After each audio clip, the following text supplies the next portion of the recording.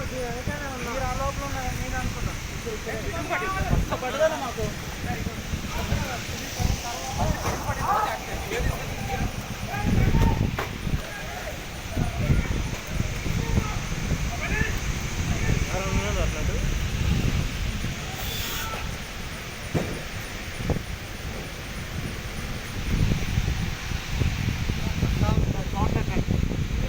పిడుగు పిడుగు సెకండ్లో పడిపోయింది.